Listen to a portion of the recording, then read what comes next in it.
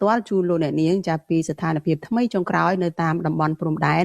ចានៅក្រៅពេលដែលយោធាថៃបានវាយប្រហារឈ្លានពានកម្ពុជានិងកាន់កាប់តំបន់មួយចំនួនហើយពេលនេះចាយោធាថៃកំពុងតែ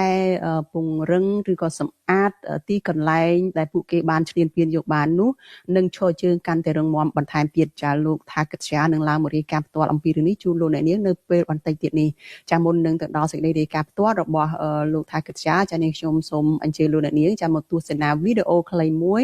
ចាដែលរៀបរៀងឡើងដោយលោកថាកិត្យាដែរប៉ុន្តែជាវីដេអូដែលយើងបានថតទុកនោះគឺតាក់ទងទៅនឹងលោកហ៊ុនម៉ាណែតលែងប្រើពាក្យថាថៃឈ្លានពានកម្ពុជានៅក្នុងសារថ្មីចុងក្រោយរបស់លោកដែលបានចេញកាលពីថ្ងៃសៅរ៍ចាដូច្នេះសូមអញ្ជើញលោកអ្នកនាងមកទស្សនាវីដេអូនេះហើយដើម្បីឲ្យបានដឹងថាតើមានមូលហេតុអ្វីបានជាលោកហ៊ុនម៉ាណែតផ្លាស់ប្ដូរពាក្យចាឈប់ប្រើពាក្យថាថៃឈ្លានពានកម្ពុជានេះចាសូមអញ្ជើញលោកអ្នកនាងទស្សនាសេចក្តីរាយការណ៍របស់លោកថាកិត្យាដូចតទៅ Thailand therefore strongly rejects Cambodia's unfounded allegations of illegal annexation and urges Cambodia to cease making such claim. លោកនាយករដ្ឋមន្ត្រីហ៊ុនម៉ាណែតលែងប្រើពាក្យថៃឈ្លានពានកម្ពុជាបន្ទាប់ពីមន្ត្រីនាំពាក្យក្រសួងការបរទេសថៃព្រមានមិនអោយប្រើពាក្យនេះដើម្បីកុំអោយខូចកេរ្តិ៍ឈ្មោះរបស់ប្រទេសថៃដែលខុសពីការថ្លែងសាររបស់លោកកាលពីលើកមុននិងការប្រកាសរបស់ក្រសួងការបរទេសកម្ពុជាដែលហៅការកាន់កាប់ទឹកដីខ្មែររបស់យោធាថៃជាង10កន្លែងគឺជាការឈ្លានពានផលលំបាកជាច្រើននៅបន្តមានលោកហ៊ុនម៉ាណែតបានថ្លែងសារពិសេសកាលពីយប់ថ្ងៃទី10ខែមករាដោយហៅសកម្មភាពឈ្លានពានទឹកដីកម្ពុជាពីភាគីថៃថាជាចំនួនប្រដាប់អាវុធជាងការឈ្លានពានរាជរដ្ឋាភិបាលយល់ច្បាស់ណាស់ពីទុក្ខលំបាកនិងបញ្ហាប្រឈមនានារបស់បងប្អូនជនរួមជាតិរបស់យើងជាពិសេសបងប្អូនប្រជាពលរដ្ឋដែលទទួលរងផលប៉ះពាល់ផ្ទាល់ពីចំនួនព្រំដែនកាលពីថ្ងៃទី8ខែមករាអ្នកនាំពាក្យក្រសួងការបរទេសថៃលោកនីកនដេកបានទាមទារឲ្យកម្ពុជាបញ្ឈប់ការផ្សព្វផ្សាយថាប្រទេសថៃបានឈ្លានពានទឹកដីកម្ពុជាដោយខុសច្បាប់ដើម្បីកុំឲ្យខូចកេរ្តិ៍ឈ្មោះរបស់ប្រទេសថៃពាក់ព័ន្ធនឹងករណីយោធាថៃចូលកាន់កាប់ទឹកដីកម្ពុជានៅតំបន់ព្រំដែន This must not be misconstrued as territorial occupationលោកប្រមានថាការទាមទារនេះនឹងធ្វើឲ្យប៉ះពាល់ដល់បរិយាកាសអំណោយផលដល់ការចរចាដោយសន្តិវិធីកាលពីថ្ងៃទី3មករាក្រសួងការបរទេសកម្ពុជាបានប្រកាសទទួលស្គាល់ជាលើកដំបូងថាយោធាថៃបានកាន់កាប់ទឹកដីខ្មែរជាច្រើនកន្លែងដោយខុសច្បាប់អន្តរជាតិបន្ទាប់ពីរក្សាភាពស្ងៀមស្ងាត់ក្រោយយល់ព្រមទទួលយកបទឈប់បាញ់ក្រោយសង្គ្រាមឈ្លានពានរបស់ថៃក្រសួងការបរទេសកម្ពុជាចាត់ទុកទង្វើទាំងនេះជាទង្វើឈ្លានពានដោយយោធាថៃបានវាយសម្រុកដោយគិតទុកជាមុនចូលទន្ទ្រានកាន់កាប់និងឈរជើងគ្រប់គ្រងជាក់ស្ដែងលើតំបន់នានាដែលស្ថិតនៅយ៉ាងជាក់ច្បាស់ក្នុងទឹកដីកម្ពុជាជាង10កន្លែងក្នុងខេត្តចំនួន4រួមមានភូមិព្រៃច័ន្ទភូមិជោគជ័យតំបន់បឹងត្រកួនអូស្មាច់ប្រាសាទខ្នាប្រាសាទតាក្របីប្រាសាទតាមាន់ធំជាដើមកម្ពុជាមិនចង់បានដីអ្នកណា1មីលីម៉ែត្រប៉ុន្តែក៏មិនអោយអ្នកឯងមកបំពេញ1មីលីម៉ែត្របានដែរនេះជាការបដិញ្ញាចិត្តរបស់យើងលើសពីនេះកាលពីថ្ងៃទី29ធ្នូលោកហ៊ុនម៉ាណែតបានសរសេរសារយ៉ាងវែងអន្លាយរៀបរាប់ពីផលវិបាកនៃសង្គ្រាមដោយលោកហៅថាជាសោកនាដកម្មបង្កឡើងដោយសង្គ្រាមឈ្លានពានរបស់ថៃចំណែកពលរដ្ឋខ្មែរភាគច្រើនមិនគាំទ្រនឹងការឈប់ប្រើពាក្យថៃឈ្លានពានកម្ពុជានេះទេអ្នកប្រើប្រាស់បណ្ដាញសង្គម Facebook ជាច្រើនបានបញ្ចេញទស្សនៈហាក់ខឹងសម្បានឹងការព្រមានរបស់ភាគីថៃនិងបញ្ជាក់ថាពួកគាត់នៅតែប្រើពាក្យថាថៃឈ្លានពានកម្ពុជាជានិច្ចបើទោះបីជារដ្ឋាភិបាលលែងប្រើក៏ដោយពួកគាត់ថានេះគឺជាភាពជាក់ស្ដែងដែលយោធាថៃបានឈ្លានពានកម្ពុជាយ៉ាងកំរោលនិងអមនុស្សធម៌ជាទីបំផុតផ្អែកលើច្បាប់អន្តរជាតិសកម្មភាពរបស់យោធាថៃនេះគឺជាការវាយប្រហារឈ្លានពានកម្ពុជាមិនអាចប្រកែកបាន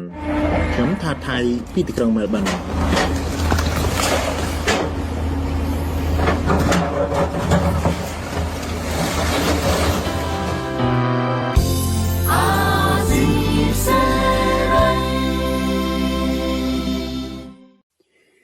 ចាលោកនាងកញ្ញាជាទីមេត្រីបន្ទាប់ពីការប៉ះទង្គិចដោយអាវុធចារវាងកម្ពុជានិងថៃនៅក្នុងសង្គ្រាមដែលថៃឈ្លានពានកម្ពុជាបានបញ្ចប់និងបន្ទាប់ពីករណី Gen Z ត្រូវបានបើកមុខសំណួរធំមួយសម្រាប់កម្ពុជាគឺថាតើសេដ្ឋកិច្ចកម្ពុជានឹងឈានចូលដល់ដំណាក់កាលស្ដារឡើងវិញឬក៏កំពុងធ្លាក់ចូលទៅក្នុងវិបត្តិថ្មីមួយទៀតចានៅថ្ងៃទី13ខែមករាចាថ្ងៃអង្គារស្អែកនេះក្នុងកម្មវិធីវេទិកាទូរទស្សន៍អាស៊ីសេរីចាយើងមានភ្ញៀវពិសេសដែលជាអ្នកជំនាញសេដ្ឋកិច្ចនិងជាសមាជិកព្រឹទ្ធសភាគឺលោកបណ្ឌិតសុកហាជ ចាដែលនឹងចូលមកជជែកពិភាក្សាតាក់ទងទៅនឹងបញ្ហាមួយចំនួនដូចជា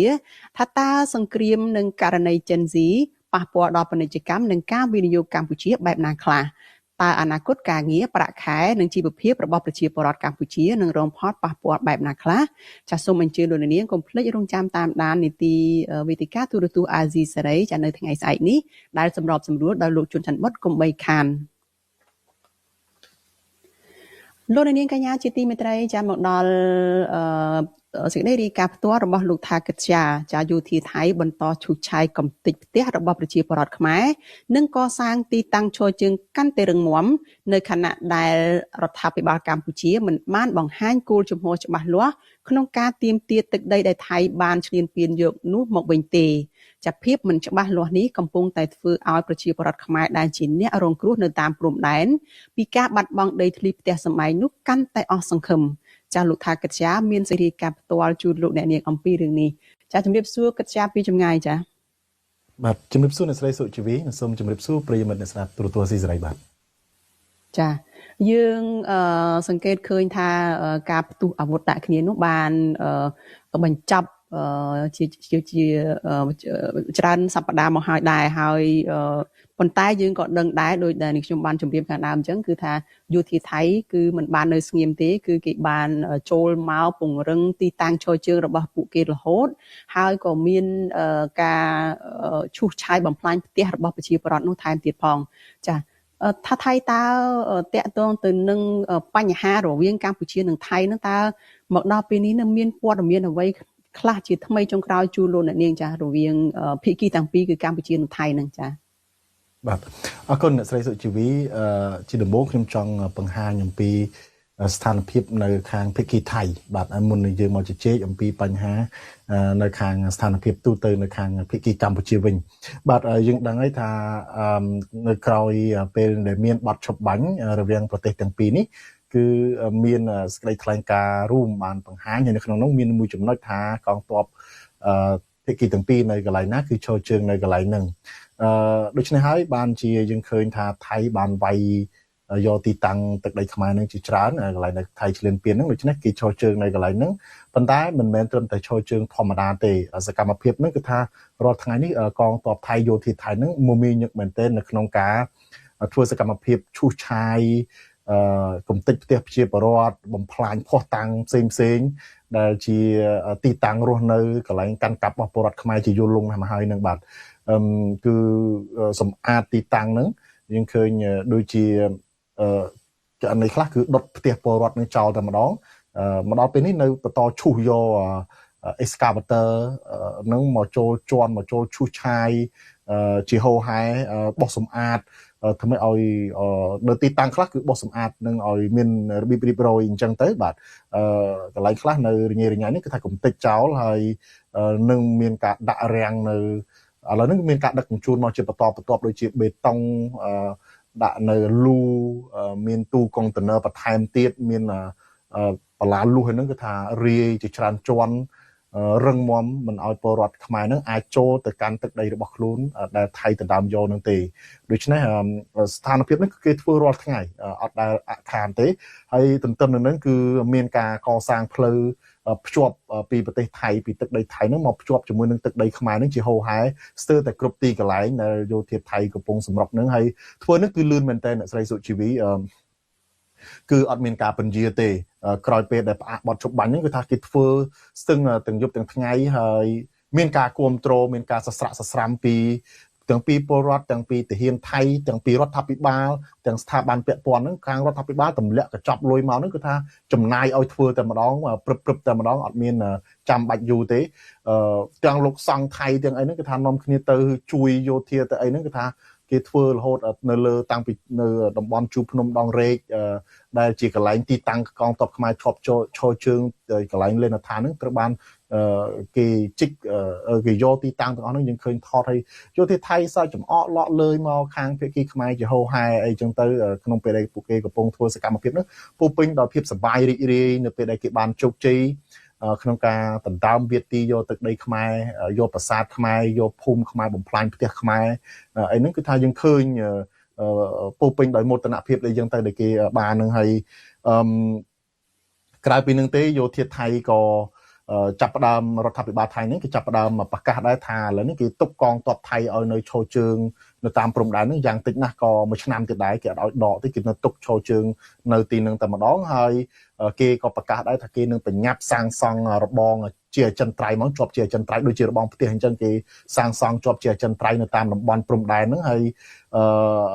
គេអារបងហ្នឹងគេធ្វើជារបងអេឡិចត្រូនិកទៀតរបងអេឡិចត្រូនិកដែលមានន័យថាអាចផ្ដល់ជាសញ្ញានៅពេលដែលមានអ្នកចេញចូលឆ្លងកាត់របងនឹងអាចផ្ដល់ជាសញ្ញាហើយមានកាមេរ៉ាសវត្ថិភាពដែលចាប់រូបភាពបានអ្នកណាអីចេញចូលយ៉ាងម៉េចអីរូបភាពហ្នឹងគឺថាគេនឹងតម្លើងកាមេរ៉ាទាំងអស់នឹងទៀតខាងភាគីថៃនឹងបាទទន្ទឹមនឹងនឹងក៏គេមានការបង្ហោះដ្រូនមានការបាញ់ផ្លោងអីខ្លះជាហូរហែនៅក្នុងសកម្មភាពបករឿងពីខាងយោធាថៃនឹងហើយដ្រូននឹងក៏ហោះជាហូរហែអីចឹងទៅបាទនេះគឺជាអ្វីដែលបានកើតឡើងពីខាងភាគីថៃនៅតាមស្ថានភាពនៅតាមព្រំដែននឹងបាទចាយើងបានឃើញរូបភាពដែលនៅលើកញ្ចក់នឹងហើយគឺ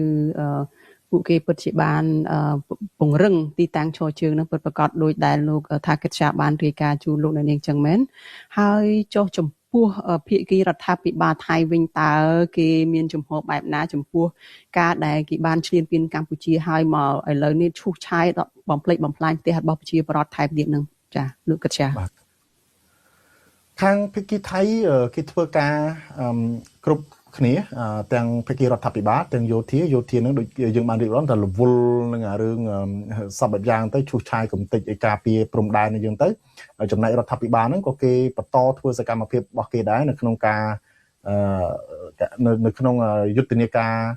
តស៊ូមតិនៅលើឆាកអន្តរជាតិនឹងប្រាប់អន្តរជាតិនឹងគេជួបអ្នកការទូតអីហូរហែជាបន្តបន្ទាប់នៅក្នុងនឹងភាគច្រើនគឺគេនៅតែបន្តបញ្យល់ថាអ្វីដែលគេកំពុងឈរជើងនៅលើទឹកដីកម្ពុជាហ្នឹងគេអះអាងថានឹងគឺជាទឹកដីរបស់ថៃមិនមែនជាការឈ្លានពានទេដូច្នេះគេព្យាយាមប្រកាសជាហូរហែម្ដងហើយម្ដងទៀតគេនិយាយប្រាប់ពិភពលោកប្រាប់អន្តរជាតិហ្នឹងថាគឺជាទឹកដីថៃមិនមែនជាការឈ្លានពានទេអ្វីដែលគេធ្វើហ្នឹងគឺជារឿងស្របច្បាប់ជាដើមដូច្នេះគឺគេព្យាយាមប្រាប់បែបនេះគឺដើម្បីឲ្យលុបបំបាត់ភាពរំលោភបំពានរបស់គេបាទគេការពារខ្លួនរបស់គេជាហូរហែគឺមិនដែលនេះទេគ្រប់ពេលវេលាហើយយើងឃើញហើយទាំងក្រសួងការបរទេសថៃអីថ្មីនេះគឺបានចេញមកប្រកាសតែម្ដងហើយក្នុងនោះក៏មានសារបែបគម្រាមមកលើរដ្ឋាភិបាលកម្ពុជាដែរថាមិនឲ្យកម្ពុជានឹងតវ៉ាឬក៏និយាយភាសាសាមញ្ញថាកុំនិយាយច្រើនឈប់តវ៉ារឿងទឹកដីទៀតបើនិយាយច្រើនគេវាយទៀតដូច្នេះគឺថៃអាងអំណាចអាងយ៉ាងមែនទែនដោយឲ្យកម្ពុជានឹងបិទមាត់ឈប់និយាយថាថៃនឹងមកឈ្លានពានទឹកដីខ្មែរឈប់និយាយចតទៅទៀតដូច្នេះគឺគេព្យាយាមការពារព្យាយាមផ្សព្វផ្សាយព្យាយាមប្រាប់អន្តរជាតិនឹងថាអ្វីដែលគេធ្វើទាំងកន្លងមកគាត់នឹងជាការការពារខ្លួនមិនបានឈ្លានពានកម្ពុជាទេក៏ប៉ុន្តែសកម្មភាពជាក់ស្ដែងគឺផ្ទុយពីអ្វីដែលខាងថៃអះអាងនឹងបាទដូច្នេះគេអាច